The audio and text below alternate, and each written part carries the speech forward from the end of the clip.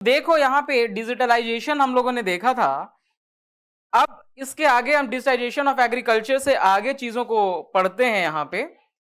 और यहाँ नेक्स्ट हम लोगों को जो चीजों को समझना है थोड़ा सा, वो याद करते हैं, समझते हैं इसको लॉजिस्टिक सेक्टर को। ठीक है, तो लॉजिस्टिक सेक्टर बेसिकली क्या होता है बच्चा? क्या समझते हैं आप लॉजिस्टिक सेक्टर से? बताइए, तो कोई आइडिया हो तो।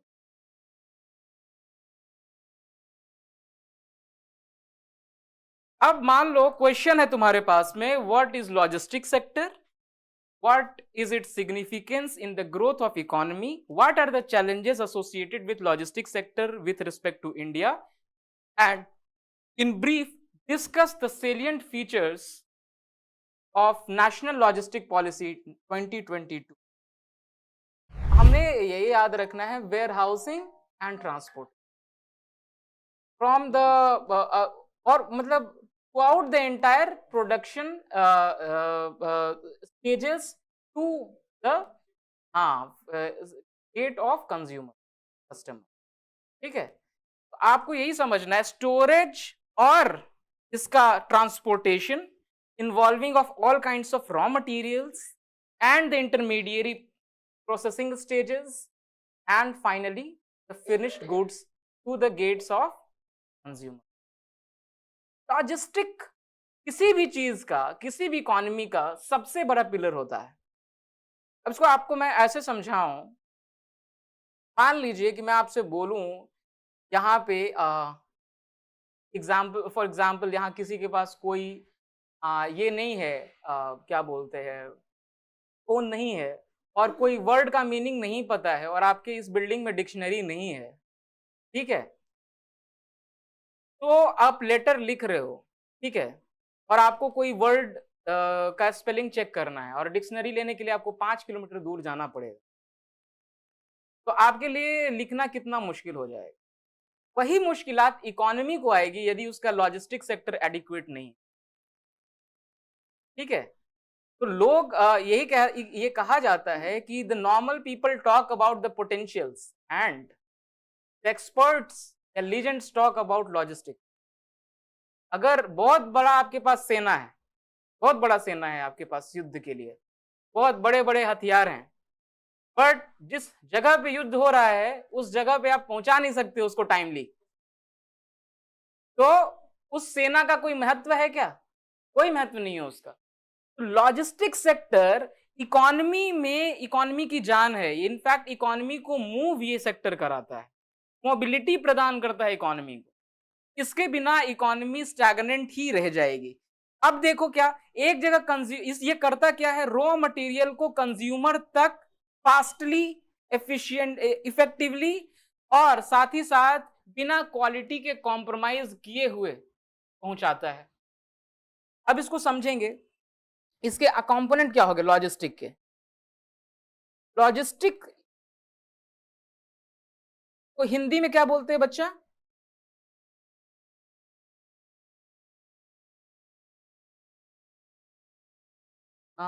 इसको इसको बोलते हैं ऐसे जनरली लोग आपूर्ति श्रृंखला के रूप में बोला जाता है, और कई जगह हिंदी में आप देखोगे तो लॉजिस्टिक्स ही लिख देते हैं ये लोग। ठीक है, बट आपूर्ति श्रृंखला बेसिकली होता है, सप्लाई चेन को कहते हैं, लेकिन it is the most nearer synonym of logistic sector, supply chain.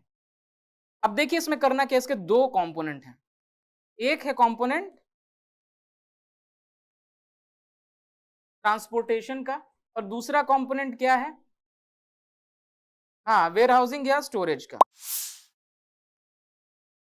अब ट्रांसपोर्टेशन का कंसर्न सबसे बड़ा क्या है? अगर आपको ट्रांसपोर्टेशन सेक्टर में आप सोचना है तो ट्रांसपोर्टेशन सेक्टर का पैरामीटर क्या है? किसी कोई अच्छा ट्रांसपोर्टेशन हो रहा है या बुरा ट्रांसपोर्टेशन हो रहा है, इसके पैरामीटर्स क्या क्या हो सकते? टाइम और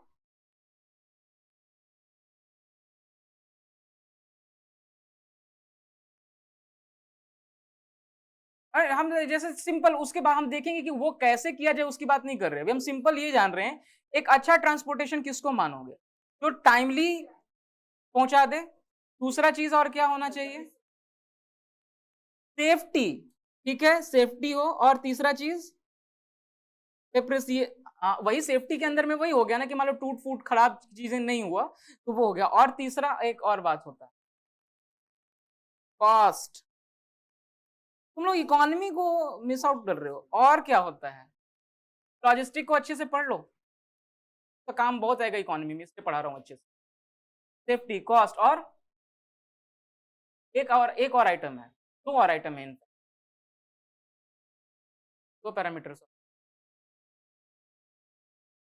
तो क्वालिटी तो हो ही गया, सेफ्टी में तुमने कर ही दिया ना उसको कि सेफली पहुंचाएंगे तो ठीक।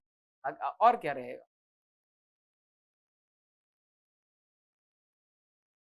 कैपेसिटी। कैपेसिटी कहने का मतलब होल्डिंग कैपेसिटी। जैसे फॉर एग्जांपल सबसे फास्टेस्ट कौन है, एयर, बट होल्डिंग कैपेसिटी बहुत लिमिटेड है उसकी, है कि नहीं।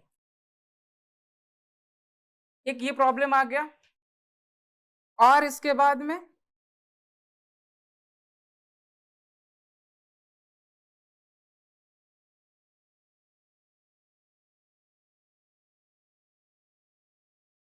लास्ट माइल कनेक्टिविटी, अंतिम अंतिम जगह तक पहुंचाना सामान को, है ना। अब मान लो कि हमने बोला कि बहुत जल्दी हम लोग आपका ये ट्रेन से पहुंचा देंगे, तो ट्रेन से कहाँ पहुंचेगा, जंक्शन तक ही पहुंचेगा ना भाई, स्टेशन तक पहुंचेगा। स्टेशन से आगे का रास्ता कैसे तय होगा, कि हमें चीज चाहिए होगी। अच्छा, एक और चीज,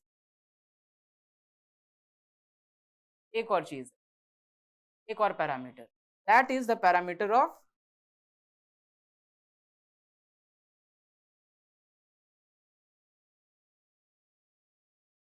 क्या, सस्टेनेबिलिटी, संपोषणीय होना चाहिए, यानी कि क्लाइमेट के लिए बहुत ज्यादा हेल्दी होना चाहिए, खराब नहीं होना चाहिए, इको फ्रेंडली। ठीक है, ये इतने क्राइटेरिया है सर। अगर हम ट्रांसपोर्टेशन में समझना चाहेंगे, अब मैं तुम्हें इतना बताने के लिए इतना जद्दोजहद क्यों, कल होकर के तुमसे क्वेश्चन ट्रांसपोर्टेशन पे आ जाए या लॉजिस्टिक के ऊपर में आ जाए, या तुमसे सिग्निफिकेंस पूछ, सिग्निफिकेंस कैसे बता पाओगे, इन्हीं पैरामीटर्स को बता दो कि चीजों को, इकोनॉमी में चीजों को समय रहते डिमांड सप्लाई को मीट कर देना ये जरूरी है, सेफली मीट करने के लिए लॉजिस्टिक्स को इंप्रूव करने की जरूरत है। ठीक है, अच्छा उसके बाद में क्या है, कॉस्ट। अगर मान लो कि ट्रांसपोर्टेशन का कॉस्ट बढ़ जाता है तो क्या होगा, पूरा का पूरा हर चीज महंगा हो जाएगा। ठीक है, और अगर और ट्रांसपोर्टेशन लॉजिस्टिक सेक्टर के अंदर आता है, तो ट्रांसपोर्टेशन का महंगा होना पूरे के पूरे लॉजिस्टिक सेक्टर को महंगा कर देता है। या मैं यूं कह लूं, लॉजिस्टिक सेक्टर का अगर लॉजिस्टिक कॉस्ट ज्यादा होगा तो इकोनॉमी में हर वस्तु महंगी हो जाएगी, और वस्तु महंगी होने से क्या होती है दिक्कत, इन्फ्लेशन तो एक छोटा बात हो गया, ठीक है महंगाई हो जाएगी। महंगाई होने से दिक्कत क्या है, डिमांड घट जाएगा डोमेस्टिक लेवल पे, लोग कम खरीदेंगे, अगर जरूरी की चीज नहीं होगी तो नहीं खरीदेंगे, कम खरीदेंगे। और बाहर में दूसरे देशों के मुकाबले अगर हम महंगा हो गए तो हमारी कॉम्पिटिटिवनेस घटेगी, तो हमारा एक्सपोर्ट, और चूंकि अच्छा इन दोनों की वजह से क्या होगा, प्रोडक्शन घट जाएगा। जब प्रोडक्शन घटेगा तो एम्प्लॉयमेंट घट जाएगा, सॉरी वही है, अनएम्प्लॉयमेंट बढ़ जाएगा, एम्प्लॉयमेंट घट जाएगा। और जब अनएम्प्लॉयमेंट बढ़ेगा तब क्या होगा, अनएम्प्लॉयमेंट का बढ़ना प्लस इन्फ्लेशन का भी बढ़ना, यानी स्टैगफ्लेशन की। और साथ ही साथ एक्सपोर्ट नहीं है आपके, इंपोर्ट्स आप कई चीजों में कम कर नहीं सकते, तो आपके पास में बैलेंस ऑफ पेमेंट का क्राइसिस है। Logistics makes a very big role in, तो ट्रांसपोर्टेशन का तो हो गया। अब दूसरा है स्टोरेज की बात कर ली, स्टोरेज में क्या हो गया बच्चा,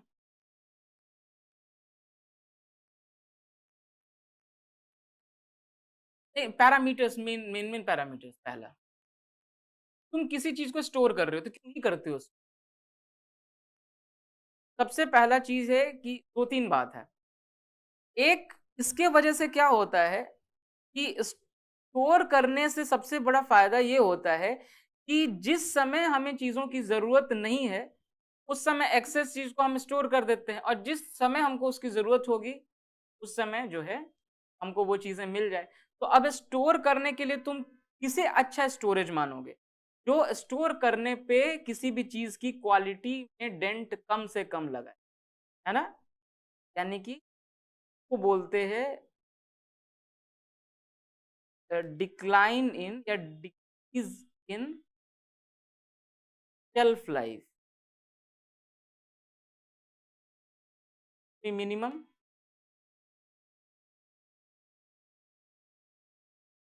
और self life should be increased जहां पे जो एप्लीकेबल हो।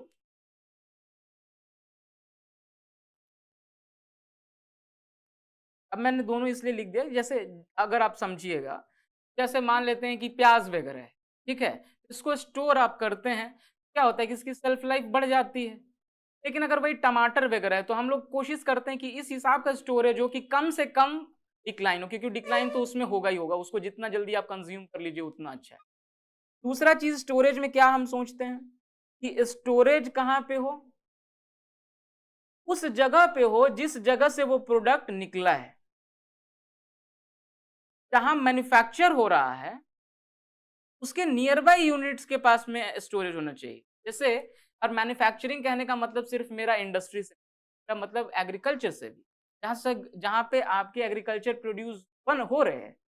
तो अगर फार्म गेट के पास ही स्टोरेज फैसिलिटी अच्छी हो जाएगी, फार्मर के घर के पास में, किसान के पास में स्टोरेज अच्छी हो जाएगी, तो क्या होगा, किसान अपने चीजों को वहां पे स्टोर करके रख लेगा, बेचने की जरूरत उसको पड़ेगी नहीं। तो स्टोरेज के लिए भी बहुत जरूरी। अच्छा, दूसरा चीज स्टोरेज की वजह से क्या होता है, सीजनैलिटी घट जाती है। सीजनैलिटी कहने का मतलब कि चीजों में जो प्राइस का फ्लक्चुएशन होता है, अच्छा स्टोरेज आपका सीजनैलिटी को कम कर देता है। तो खैर ये है। और स्टोरेज को होना कैसा चाहिए, स्टोरेज को ऑब्वियसली इमरजेंसी के दौरान ना वो काम आएगा, उसको हम लोग डिस्कस करेंगे। हालांकि स्टोर मैं ये कहना चाह रहा था, ये तो मैं डाइग्रेस कर गया। स्टोरेज में कैपेसिटी ज्यादा होनी चाहिए, सिग्निफिकेंस यहाँ बताने की बात नहीं कर, पैरामीटर्स। तो एक की क्वालिटी कम से कम डिक्लाइन हो और क्वालिटी इंप्रूव रहे, एनहांस रहे, मेंटेन रहे, और दूसरा कैपेसिटी ज्यादा होना चाहिए, स्टोरेज कैपेसिटी। जैसे हमारे देश में क्या प्रॉब्लम है, फूड ग्रेन्स हम उपजा लेते हैं और फूड ग्रेन हम स्टोर नहीं कर पाते हैं, हमारे उनकी स्टोरेज कैपेसिटी जो है सैचुरेट कर गई है, ठीक है। ये दोनों चीज और ट्रांसपोर्टेशन और स्टोरेज को अब आप पूरे को मिला करके देखेंगे तो आपको लॉजिस्टिक्स का मतलब समझ में आएगा। ये अब बात करते हैं इसके अंदर सिग्निफिकेंस की।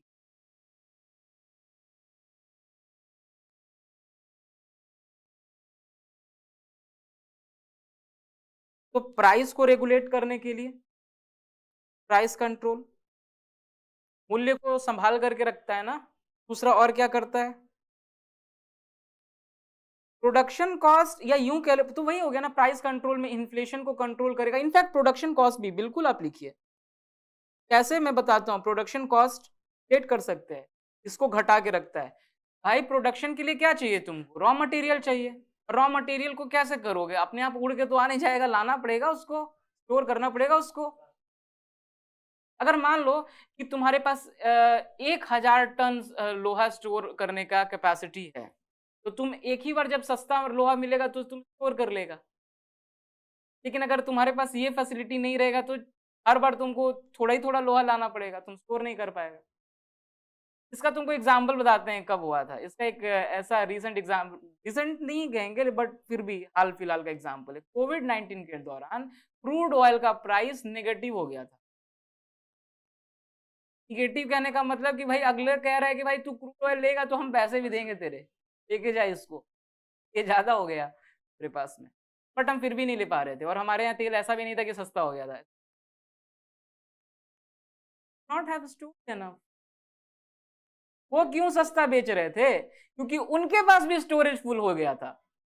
तो वो एक तरह से कह रहे थे कि भाई लेकर के जाओ ताकि हमारा जो है वो हाँ ये हो जाए, खाली, क्योंकि उससे ज्यादा उनको अपने पास में स्टोर करने में पैसे खर्च हो रहे हैं, तो वो ऑफसेट कर रहे थे कि भाई कम में लेकर के जाओ, इसको लेके जाओ, लेकिन लेके जाने वाला कोई नहीं। समझ में आई बात? ये स्टोरेज का दिक्कत है, ये स्टोरेज का बहुत बड़ा ये, और यहाँ पे लॉजिस्टिक्स का बहुत बड़ा फायदा होता है। प्राइस कॉस्ट, ये कॉस्ट हो गया। तीसरा क्या है? अच्छा चलो, एम्प्लॉयमेंट तो खैर ये सब लास्ट में देखेंगे। एक्सपोर्ट कॉम्पिटिटिवनेस,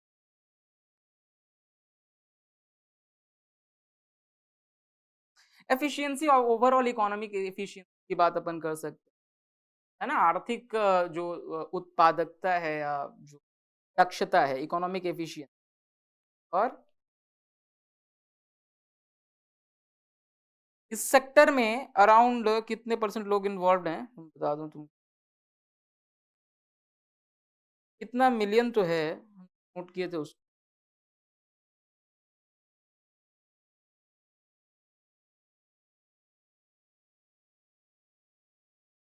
बिल्कुल, तो हम इसको सीधा कर देते हैं, वल्नरेबिलिटी बोलने से अच्छा हम बोल देते हैं सप्लाई चेन रेजिलियंस को बढ़ावा दे देगा। हाँ,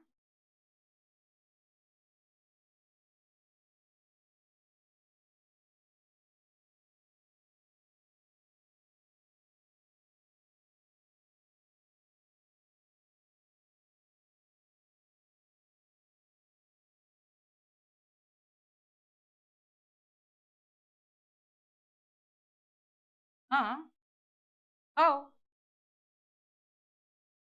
क्या करेगा?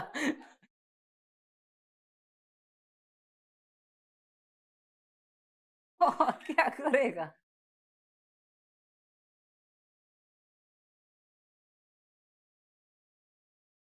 तो ये हो गया रेजिलियंस वाला, रेजिलियंस, एसेसिबिलिटी, अफोर्डेबिलिटी, ये बढ़ाएगा। एंड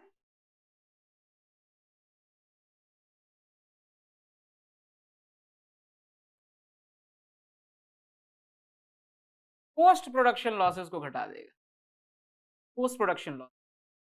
अब एग्जाम्पल आप बता दीजिए, इंडिया में कल ही बताया था एग्रीकल्चर सेक्टर में पोस्ट हार्वेस्ट लॉस 15% होता है।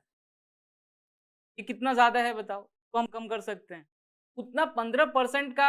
आप सोच रहे कितना बड़ा चीज हो गया, तो उन चीजों को हम कम कर सकते हैं। तो अब अगर आपसे सिग्निफिकेंस पूछ लेगा तो आप ये हैंडल कर सकते हैं, राइट। अब आगे चलते हैं। अब आप क्या बनाएंगे, ये डायग्राम इस तरह का, आप ऐसा मान लीजिए इस तरह का पूरा नहीं बना सकते हैं, तो एक ब्लॉक डायग्राम तो बना सकते हैं ना, ऐसे रॉ मटेरियल, सप्लायर, मैन्युफैक्चरिंग, और इस तरह से ये और बताएंगे, ऐसे ऐसे बता देंगे और नीचे लिख देंगे लॉजिस्टिक। हाँ, ये एरो बना करके एरो बता देंगे लॉजिस्टिक। ठीक है, तो इस तरह का कुछ डायग्राम आपको मार्क्स जो है एज दे देगा। ठीक है, तो रॉ मटेरियल से कंज्यूमर तक का पूरा, अब समझ में आ गया लॉजिस्टिक सेक्टर क्या होता है।